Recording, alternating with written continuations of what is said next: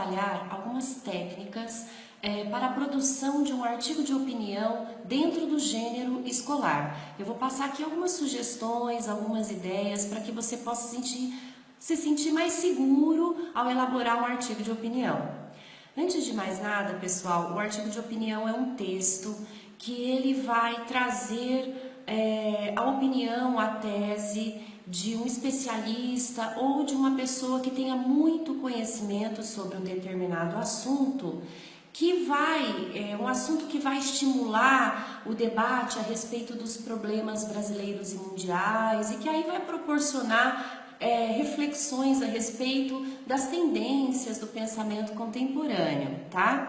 É importante que você tenha bastante repertório para escrever um artigo de opinião, estude bastante a respeito do tema que você vai defender, porque o artigo de opinião, ele é um texto que se esgota em informações sobre o tema abordado. E o leitor, ao pegar um artigo de opinião para ler, nem sempre ele pega com o propósito de conhecer a tese defendida pelo articulista. Muitas vezes ele pega esse texto para ter mais conhecimento sobre o assunto, para entender melhor esse assunto. Por isso, no primeiro parágrafo do texto, eu sugiro que você inicie esse primeiro parágrafo contextualizando o leitor em relação ao tema. Para exemplificar isso, eu vou aqui pegar um texto de Demétrio Magnoli chamado Princípio Ausente, que vai trabalhar sobre as cotas raciais nas universidades, a ação afirmativa. Ele foi publicado na Folha em 2003, é um texto antigo, mas eu vou ler aqui a contextualização ao leitor que o Demétrio fez. Olhem lá. O sistema de cotas para ingresso nas universidades tem sido defendido com base no interesse em reduzir as desigualdades, promover as diversidades étnicas e raciais e combater a exclusão. Então ele localiza o leitor em relação ao tema, explica quais são os objetivos das cotas nas universidades e aí ele entra com a sua tese. O debate sobre a ação afirmativa tem evidenciado a fragilidade do princípio da igualdade política dos cidadãos no Brasil. O que é a tese? A tese é uma opinião formalizada a respeito daquilo que você está colocando. A tese, ela deve ser colocada logo no primeiro parágrafo para que você possa amarrar melhor o seu texto e não se perder nele. Então eu sugiro que você, no primeiro parágrafo, inicie o primeiro parágrafo contextualizando esse leitor e depois finalizando esse primeiro parágrafo com a sua tese bastante formalizada e clara, para que você deixe aí o seu ponto de vista bastante claro, objetivo ao seu leitor, para que ele entenda o desenvolver do seu texto. E aí ele vai entender quais tipos de argumentos você vai utilizar para poder sustentar essa tese. Veja bem, eu sugiro que você coloque, por exemplo, um argumento de autoridade. O argumento de autoridade é aquele que você traz uma citação de uma determinada autoridade no assunto, ou um determinado especialista no assunto, de maneira direta ou indireta. Se você for colocar uma citação de uma autoridade no assunto de maneira direta, você coloca entre aspas. Se você for colocar de maneira indireta essa citação, você pode colocar de acordo com o advogado criminalista, exemplo, Rogério Gandra, né? As cotas nas universidades proporcionaram, tarará, tarará. De maneira direta, você coloca também o nome do especialista, a ocupação dele e, de maneira, entre aspas, a voz. O que acontece? O argumento de autoridade, ele não pode ser confundido com citação. Ele só vira argumento de autoridade se você entra com uma análise em cima dessa citação.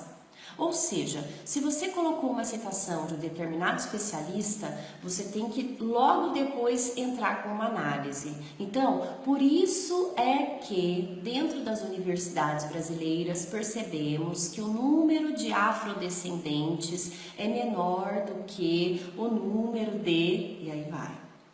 Você pode entrar com uma análise em cima dessa citação por meio de exemplos, né? Por meio da sua própria concepção, da sua própria análise pessoal, mas sempre tomando cuidado para não desmerecer aquilo que está sendo dito pelo especialista, ou então não entrar em incoerência com aquilo que o especialista está querendo dizer. Eu já vi argumentos de autoridade, né, fragilizados por conta disso. O especialista falava uma coisa, a análise não tinha nada a ver com aquilo que ele estava dizendo. Você pode até contrariar aquilo que ele está dizendo, mas você não pode sair fora daquilo o que ele está dizendo. Não é argumento, nós não podemos chamar de argumento de autoridade aquilo que não tem uma análise em cima da citação que você escolheu. Eu também sugiro o argumento científico. O argumento científico ele é feito por meio de um dado numérico ou estatístico. Ele é comprovado por meio de pesquisas, por meio de laudos, por meio de análises, né? Pode ser feito pelo IBGE, essa análise pode ser feita por meio de pesquisas acadêmicas e por aí vai. Então, por exemplo, se você quiser fazer um argumento científico, você pode colocar lá, de acordo com as pesquisas realizadas pelo livro The Shape of the River, elaborado dentro da Universidade de Harvard, 90% dos alunos de Harvard entram por sistema de cotas. Olha só que legal. Aí você tem que entrar com uma análise em cima disso também. Podemos fazer uma comparação aqui no Brasil, por exemplo, né, em que a USP tem apenas 10% de alunos negros. Então veja, você tem que estabelecer uma análise em cima daquilo, ou para comparar, ou para exemplificar, mas sempre buscando uma estratégia para se ligar e para defender aquilo que você está propondo como tese, tá certo, queridos? Então vamos lá. No desfecho, eu proponho sempre que você retorne à tese, né? Mas não de uma maneira repetitiva, tá? A gente tem que aprender a fazer isso como? Treinando, escrevendo e lendo bastante para criar repertório. Volte à tese e aí trabalhe com encaminhamentos em relação ao problema proposto. O que você sugere de encaminhamentos para isso? O que você sugere de alternativas para esse problema, né? Dentro da sua concepção, dentro da sua análise, tá certo? Agora, pessoal, eu vou sugerir estratégias argumentativas. A primeira é a impessoalização do discurso. O que eu sempre digo sobre essa estratégia para textos argumentativos? A primeira pessoa, muitas vezes, ela fragiliza o seu discurso. Eu acho, eu penso, eu acredito. Eu sugiro sempre que os alunos, eles utilizem a terceira pessoa para dar mais formalidade, credibilidade ao discurso e passar mais confiança ao leitor.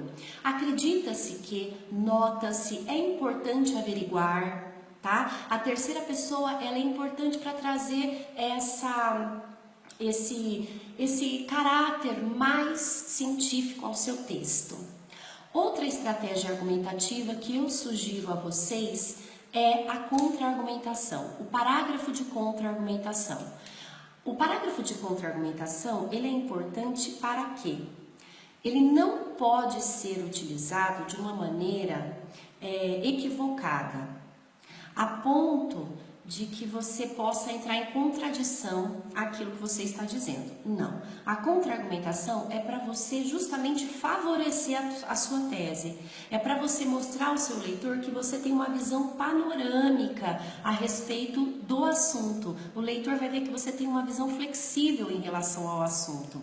A contra-argumentação é em relação àquilo que você está defendendo. Se você está defendendo que, por exemplo, as cotas raciais, elas não promovem a igualdade política dos cidadãos do Brasil, você na contra-argumentação pode colocar por outro lado, né? Pode-se averiguar que, né, seria uma forma de promover uma oportunidade às pessoas que, e aí você exemplifica, você trabalha um outro olhar a respeito da sua tese, mas no final desse parágrafo, o que você faz? Você volta para a sua tese, tá? Então você vai criar um parágrafo de contra-argumentação, trazendo um por outro lado, mas você fecha esse parágrafo costurando com a sua tese. Para quê? Para você não construir parágrafos estanques, tá certo? Pessoal, para um bom artigo de opinião, tenha em mente que repertório é muito importante. Não é só isso. A coesão entre as ideias e entre os parágrafos deve ser prioridade. Sempre leve em conta que uma boa leitura, a boa informação, ela faz do seu texto algo único, coeso e muito rico.